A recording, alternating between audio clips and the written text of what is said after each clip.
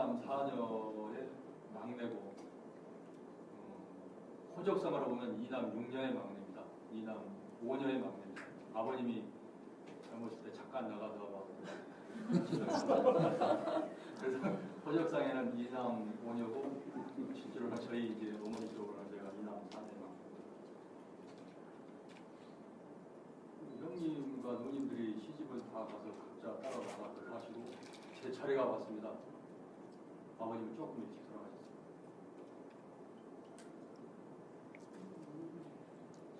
제가 결혼하기 쯤에 어떻게 해야지?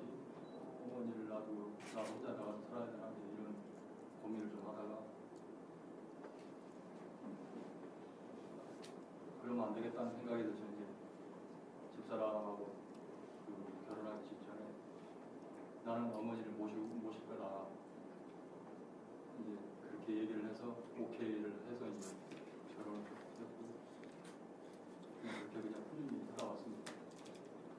제가 효자거나 뭐 모범생이라 그런 게 아니고 막내다 보니까 위에 누님하고 형님들이 다 그렇게 나가서 살고 저 혼자 남다 보니까 그냥 그렇게 자연스럽게 지난 2007년도에 한 번 쓰러지시고 2009년도에 두 번째 쓰러지시고 나서는 병원에서 퇴원을 하고 집에서 이제 아까 말씀하신 대소변을 집사람하고 그 당시에 초등학교 4학년 딸이 대소변을 했다. 그러면서 그때 이제 우울증하고 치매가 와서 상당히 고생을 했습니다. 10년, 한 3년 이렇게 부모를 모시다 보니까 그 옛날 조선시대에 보면 그 치매 3년에 효자 없다는 말이 있지 않습니까? 그거를 몸으로 이렇게 제가 느꼈습니다. 나중에 이러다가 가정이 깨지겠다는 그런 걱정도 들고 그래서 이제 제가 고민하고 있을 때 이제 저희 과장님이 장남이셨는데 이제 요양원이랑 부모님 모셨던 분이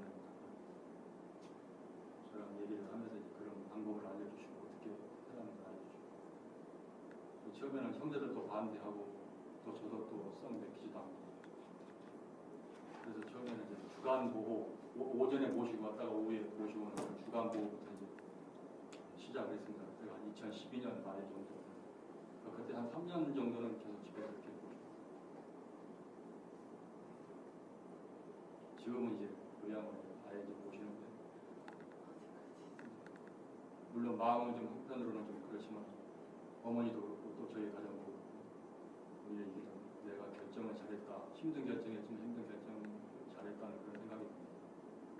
근데 이제 조금 전에 말씀하신 그 부분에서 저는 이렇게 생각을 합니다. TV에도 이렇게 많이 나오고 부모님은 살아계실 때 한 번이라도 찾아뵙고 내가 꼭 효자가 아니래도 부모님 살아계실 때 내가 연세에 드신 부모님들 언제 돌아가실지 모르기 때문에 돌아가시고 나면 내가 아무리 잘해드리고 싶어도 못하는 거고 살아계실 때 한 번이라도 더 찾아뵙고 뭐 맛있는 건 못 사드리더라도 찾아가서 한 번 더 보고 지금은 이제 저는 이제 집 근처에 계시기 때문에 퇴근길에 가끔 들려서 이렇게 얘기를 하시는데 이제 치매가 워낙 좀 심하시다 보니까 대화가 잘 안 됩니다. 그래서 이제 가서 근처에 가서 이렇게 엄마 나와서 하면서 이렇게 좀 쓰라는 거고 그렇게 퇴근을 그렇게 한번 보고 또 퇴근하고 그러는데 제 생각은 살아있을 때 내가 출세해가지고 보는 것보다는 내가 출세를 안 하고 조금 어렵더라도 살아있을 때 한 번 더 찾아보는 게 부모 다시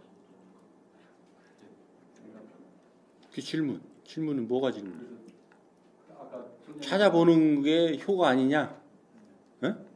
잘 돼서 이렇게 가는 것보다는 내가 조금 힘들고 어렵더라도 한번 풀어보자고요. 이것도 또 많이 헷갈리고 있는 것 중에 하나지. 내가 목이 말라요. 목이 마른데 우물이 나한테 와요. 내가 우물로 가요. 응? 내가 우물로 가죠? 그럼 부모가 있어요. 내가 부모한테 가면 목마른 사람이 누구예요?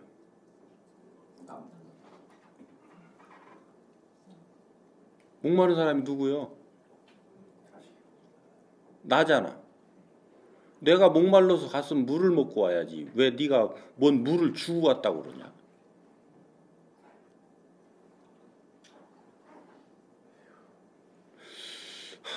참나. 이게 이해가 안 돼서 지금 사회가 자꾸 뒤집어져 있어요. 왜 반란의 시대라고 하느냐? 이게 지금 안 잡힌 거예요. 이 질서가. 내가 목말라서 지금 부모한테 가고 있는 거라니까. 얻을 게 있어서. 그 지금 안 나오는 이거 잘못하면 참 성희롱 돼서 안 되겠다. 뭐 밥 얻어 먹으려고 가는 게 아니잖아. 그지? 그런데 내가 지금 엄마한테 가야 되는 이유가 뭐냐라는 거야. 이유가 있다니까, 이유가. 엄마를 위해서 가는 게 아니라니까. 너를 위해서 지금 엄마가 그러고 있는 거라니까. 우물이 거기 있잖아, 우물이. 내가 우물한테 가고 있고, 그지? 내가 뭐가 목이 마른 줄도 모르고 우물에다가 지가 물 퍼준다고 가고 있네. 목마른 놈이 어떻게 물을 퍼주나. 아직 이해가 잘 안 되는 눈치인데? 응? 제가 생각한 부분은 이렇습니다. 그 무기라는 뭐 얻을 게 있다고 그러는데 예를 들면 그게 만약에 재산이라 그러면 저는 재산 하나도 없습니다. 어머님이 이미 형님이나 누님들한테 다 그러니까 사실 아무것도 아니 지금 어머니가 우물이고 내가 목마른 자라는 것을 이해를 못한 것 같단 말이지. 다른 거는 내가 풀어줄 테니까. 그 부분은 제가 조금 그지? 그러니까 목마른 자가 우물로 가지 목마른 자를 위해서 우물이 오지 않는다라는 게 자연의 이치라니까. 그죠? 그러면 내가 지금 엄마한테 가면 누가 우물이고 누가 목마른 자냔 말이야. 엄마가 우물이고 내가 목마른 자잖아. 근데 본인은 내가 엄마한테 뭘 주러 간다고 그러잖아. 위하러 간다고 그러고. 너 위할 수 없는 놈이라니까. 네가 목마른 자라니까. 가서 물을 먹고 오라니까. 재산이 있든 없든 관계없어요. 너는 엄마한테 먹어야 될 물이 있기 때문에 그 우물에 간 거라니까. 요게 이해가 돼야 돼. 요게. 물론 가면은 이제 엄마를 보고 나면 마음이 편해집니다. 편안해지고. 그러니까 요건 이제 이해됐지? 얻어야 될 게 있어서 갔다는 게 이해가 돼야 그 다음 게 이해가 돼. 응? 그러니까 이제 완전히 이해는 안 되더라도 뭔가 걸려가지고 아이 저 인간 뭔 소리 하는 거야 하더라도 좀 들어는 두라고. 이제 그렇게 되면 왜 내가 거기를 가게 되느냐. 너도 지금처럼 살면 저렇게 된단다. 이걸 보여주고 있는 거야. 다른 형제들 잘 안 와. 관계없는 자 안 와. 나는 왜 자꾸 그 자리를 가야 되느냐. 너 계속 그렇게 살으면 나처럼 된다 하고 지금 피눈물을 내면서 엄마도 모르지만 그렇게 하고 있는 거야. 그리고 엄마가 오지 말라고 그래도 내가 자꾸 간다. 네가 지금 네 삶을 돌아봐야 될 때가 왔다. 내가 지금 어느 부분을 잘못 살아서 어느 부분의 모순으로 이 현장에 자꾸 내가 와야 될 수밖에 없는가. 이 현장이라고 하는 우물은 엄마가 있는 우물은 그 주변 사람들도 전부 교과서 인생이요. 모범 인생이요. 빛나는 인생이요. 교과서 인생들이 거기 들어있는 데잖아. 그지? 지금 사회에 빛나게 살고 활발하게 사는 사람들이 아니고 사회에 그늘로서 지금 살고 있잖아요. 그 내 부모라는 그 집착만 놓으면 이게 바르게 들려. 내 부모를 어떻게 저렇게 함부로 얘기하나. 그 개념이 아니란 말이야. 어찌 살아서 저분은 지금 저 지경밖에 될 수가 없었는가. 근데 이런 환경 속에 내가 자주 가게 되는 것은 지금 나한테 그러한 그 위협이 오고 있다는 거라니까. 대자연에서요. 요거를 좀 이해를 해야 더 이해가 될 것 같아요. 대자연에서 우리가 이 인신을 빚어서 이 땅에 올 때는 어떤 원리로 오느냐면 70%의 맑은 기운과 30%의 탁한 기운이 비율을 가지고 이 땅에 와요. 그래서 가진 대로만 잘 살아가면 절대 어려움이 오지 않게끔 전부 빚어둔 거예요. 그런데 지금 내가 어려움이 왔다. 이것은 어디선가는 반드시 내가 바르게 살지 못한 누적된 결과라는 거예요. 그런데 이것이 오는 원리가 있어요. 30%선 가도 못 느껴요. 50%선 가도 못 느껴요. 근데 30%쯤에는 어떤 증상이 있느냐면 간간히 내 귀에 들려와요. 그리고 뉴스에서 스쳐가면서 트는데 꼭 그런 화면이 나와서 눈길을 가게 만들어요. 그리고 애들이 막 채널을 돌리는데 맥없이 지나가다 그거를 딱 보게 돼요. 근데 이런 것들이 간간히 일어날 때 요게 30% 지금 너 저런 상태에 연관성이 있다. 요걸 나한테 알려주는 거예요. 그러니까 이 하늘의 메시지는 어디서 온다라고 하는 이게 너무 우리가 고착돼서 그래요. 영 받은 사람들이 영 받은 것만 메시지인 줄 알지 그 TV도 메시지, 옆 사람도 메시지, 지나가는 저 개도 메시지. 하나님은 모든 도구를 다 쓰게 돼 있는 게 하나님이에요. 그렇게 해서 보여지게 했을 때 30%. 요것이 좀 더 자주 그런 게 보여지고 좀 더 가깝게 와닿고 있다. 50%. 근데 이제 요 놈이 60%쯤 가면 내 주변에서 이제 벌어져요. 주변에서 뭐 교통사고가 났네. 뭐 어떤 놈은 삐뚤어져서 발모가지가 부러졌네. 뭐 이런 얘기들이 들리고 이제 자꾸 가끔 보여지고 그렇게 해서 요게 진행이 되다가 70%가 되면 어떻게 되냐면 나한테 직접적으로 맞닥뜨리는 거예요. 내 몸을 친다든지. 그래서 60% 넘어가게 되면 내 가족 중에 누군가가 그런 일들이 일어난다든지. 내 가까운 친구 중에 그런 일이 일어나서 찾아가게 된다든지. 아니면 친구들이 와서 계속 그 얘기를 해준다든지. 요게 켜켜이 이런 원리에 의해서 지금 나하고 밀접성이 느껴지죠? 이거는 뭐 이 사람마다 다 조금씩 다르기 때문에 이렇게 이해를 해야 돼. 밀접성이 있게 다가오다가 그래도 내가 나를 돌아보지 않고 계속 방치하고 현재대로 살다 보면 나를 친다 해서 억하고 쓰러진다. 그럼 내가 그 현장을 자주 간다는 것은 지금 내가 몇 프로냐라는 거예요. 요것을 알려주려고 역할을 하고 있는 거예요. 근데 그러면 내가 뭘 잘못 살고 있는가 하는 부분에 이제 엄마가 하시는 말씀이 있고 그 주변 환경에 있는 사람들이 혼자는 안 계시잖아. 몇 명이 계실 거 아닌가. 그 사람들이 하는 행태, 그 사람들이 하는 말, 그 사람들과 그 자식들 간의 관계 이런 것들이 거기 내가 가서 앉아 있으면 다 보여지고 들려진단 말이야. 그것을 내가 흡수하고 와서 그거에 대해서 내가 모순된 거를 바로 잡으라고. 그래서 내가 바르게 서서 그걸 갖추면 엄마가 아플 필요가 있어요, 없어요? 응? 아플 필요가 없죠. 아플 필요가 없는 사람은 더 이상 호전돼서 나설 수 없는 분은 정리해서 가게 만들 것이고, 그지?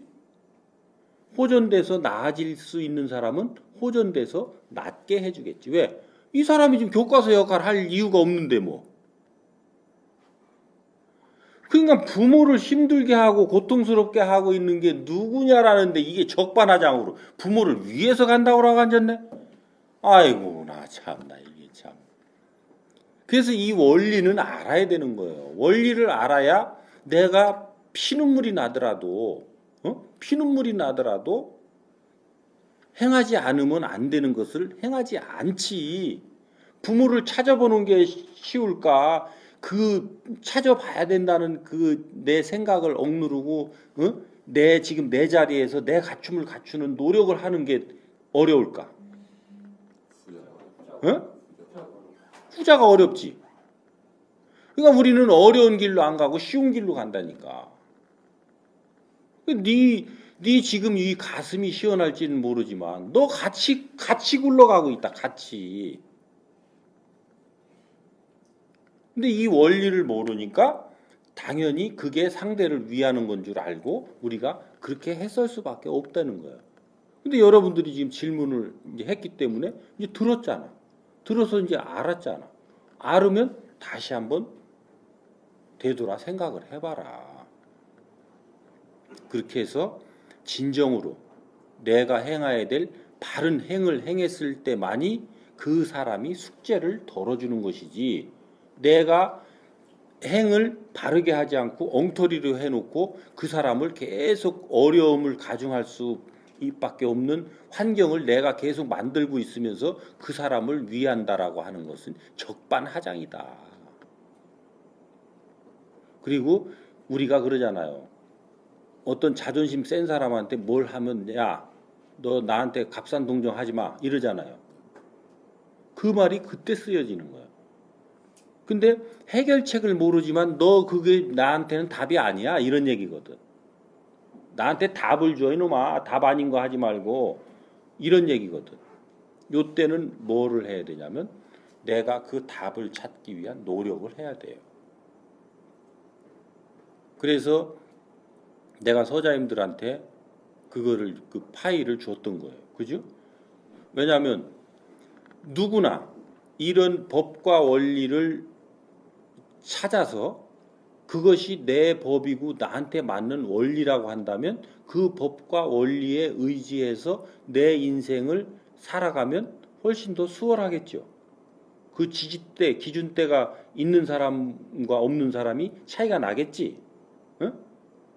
그래서 나는 내가 여러분들의 이 직책으로 위에 있는 자로서 직하급자인 서장들한테 내가 찾았던 거를 검토를 부탁했던 거예요. 그래서 그것을 여러분들이 진정으로 검토를 하고 또 그 유튜브에 들어가서 스스로가 내가 그 도움이 돼서 계속 찾았다면 나한테 저런 질문을 해오면 이제 내가 멘토링을 해줄 수 있죠. 그렇게 해서 여기에 가면 이런 강의가 있는데 이 강의에서 지금 네가 하고 있는 그런 것들이 쭉 나와 있으니까 한번 그거를 점검을 하고 나와서 한번 대화를 해보자. 그렇게 해서 둘이 대화를 하면 이제 대화를 할 수 있는 공통분모가 생기죠. 그렇죠? 그렇게 해서 대화를 풀어나가서 그 모르는 것을 깨우쳐 알게 해주고 그 사람이 엇나갈 수 있는 걸 바르게 이끌어주고 이렇게 하는 게 윗사람의 근본이에요. 나는 여러분들을 멀리서 어쩌다 한 번씩, 그러니까 여러분들이 욕심을 내서 매번 와봐야 한 달에 한 번씩밖에 못 만나잖아. 근데 또 마음이 약해가지고 뭐야? 다른 사람한테 양보한다고 안 오면 어떻게 돼요? 1년에 한 번 볼까 말까요. 그리고 또 거기 가봐야 뭔 소리만 하는데 내가 뭐하러 가냐. 또 아예 안 오는 사람은 1년 가야 만날 일이 없어요. 그 사람들은 어떻게 이끌 거냐라.